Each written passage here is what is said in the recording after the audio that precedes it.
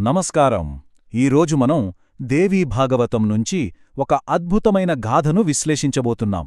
ఇది శుకదేవ మహర్షి యొక్క అసాధారణ జననానికి సంబంధించిన కథ. ఇది కేవలం ఒకరి పుట్టుకకు సంబంధించిన కథ మాత్రమే కాదు, దైవ సంకల్పం మానవ బలహీనతను కూడా ఒక మహోన్నత శక్తిగా ఎలా మార్చగలదో చెప్పే ఒక అద్భుతమైన గాథ. ఒక్కసారి ఆలోచించండి.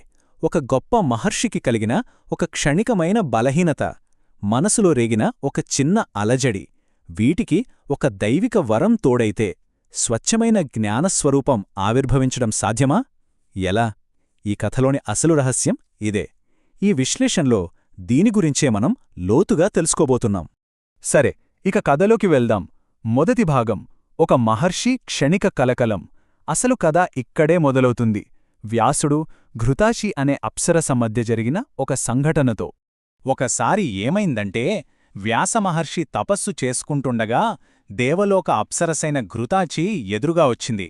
ఆమె సౌందర్యాన్ని చూసి అంతటి మహర్షి మనసులో కూడా ఒక క్షణంపాటు చలనం కలిగింది. అయితే తన తపోశక్తికి భయపడిన ఘృతాచి వ్యాసుడు ఏమైనా శపిస్తాడేమోనని వెంటనే ఒక చిలుక, అంటే సంస్కృతంలో శుకం అంటారు, ఆ శుకం రూపం ధరించి అక్కడినుంచి ఎగిరిపోయింది.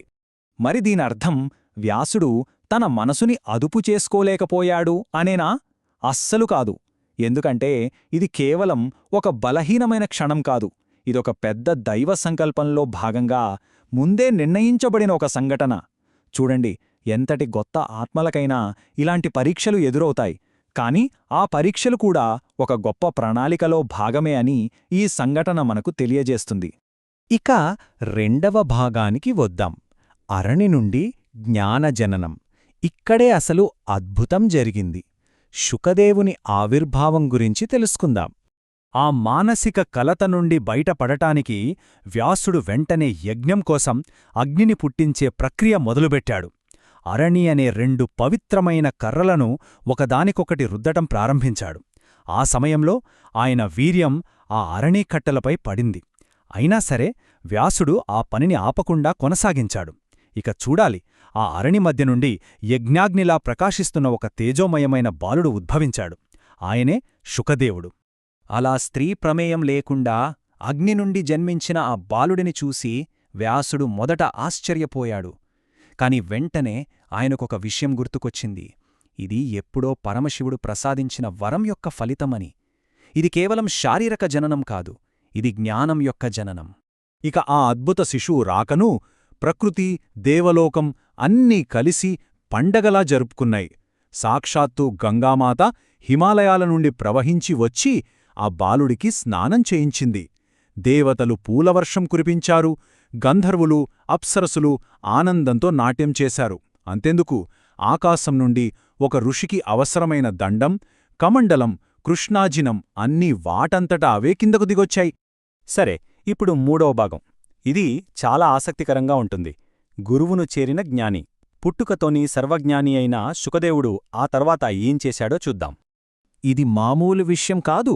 శుకదేవుడు పుట్టిన క్షణం నుంచే వేదాలు, శాస్త్రాలు, ధర్మ రహస్యాలు అన్నీ ఆయన మనసులో ప్రకాశిస్తూ ఉన్నాయి.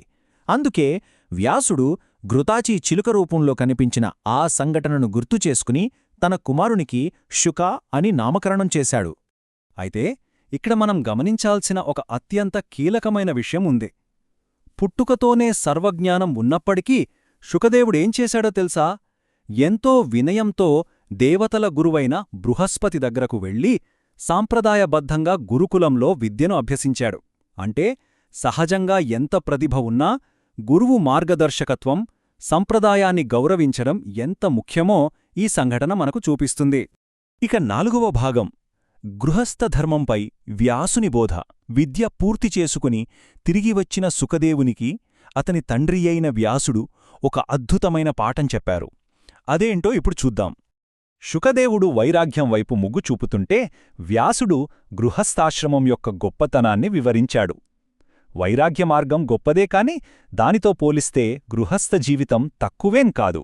నిజానికి దేవతలను, పితృదేవతలను, అతిథులను, చివరికి సమాజాన్ని నిలబెట్టే ధర్మం యొక్క పునాది స్తంభం గృహస్థాశ్రమమే అన్నారు. కేవలం చెప్పి ఊరుకోలేదు, తన మాటలకు బలం చేకూర్చడానికి కొన్ని శక్తివంతమైన ఉదాహరణలు కూడా ఇచ్చారు. చూడండి, విశ్వామిత్రుడు, తన తండ్రి పరాశరుడు, అంతటి గొప్ప మహర్షులు కూడా కోరికలనే పరీక్షలను ఎదుర్కొన్నారు కదా అని గుర్తుచేశారు. దీనిద్వారా వారు నేర్పేదేంటంటే, కోరికలను పూర్తిగా తిరస్కరించడం కాదు, వాటిని ధర్మపరిధిలో ఉంచి నిర్వహించడమే నిజమైన సాధన. అద్భుతం కదా ఈ కథ. మరి ఈ అద్భుతమైన కథ నుండి మనం ఏ లోతైన జీవిత పాఠాలను నేర్చుకోవచ్చు?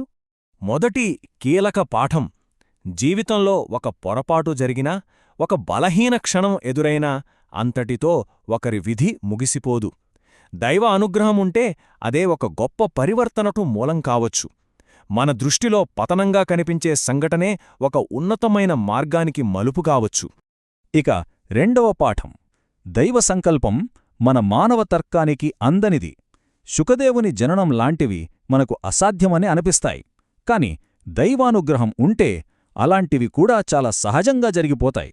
అంటే కొన్నిసార్లు జీవిత ప్రయాణంలో మన లాజిక్ను పక్కనపెట్టి ప్రక్రియను నమ్మడం నేర్చుకోవాలి.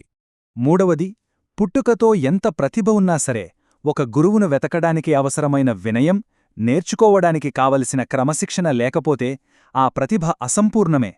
ప్రతిభకు సరైన మార్గదర్శకత్వం తోడైనప్పుడే అది పరిపూర్ణమవుతుంది. శుకదేవుని జీవితం ఈ సత్యాన్ని స్పష్టంగా చూపిస్తుంది. మరొక ముఖ్యమైన పాఠం బాధ్యతలకు సంబంధించిందే. ఆధ్యాత్మిక జీవితమంటే ప్రపంచాన్ని వదిలేయడం మాత్రమే కాదు, మన కుటుంబం, మన సమాజం పట్ల మన బాధ్యతలను ధర్మబద్ధంగా నిర్వర్తించడం కూడా ఒక యోగమే, ఒక పవిత్రమైన కర్తవ్యమే. ఇక చివరి అత్యంత సూక్ష్మమైన బోధన: నిజమైన పవిత్రత అంటే కోరికలు పూర్తిగా లేకపోవడం కాదు, ఆ కోరికలను ధర్మబద్ధమైన జీవితం ద్వారా శుద్ధి చేసుకోవడం.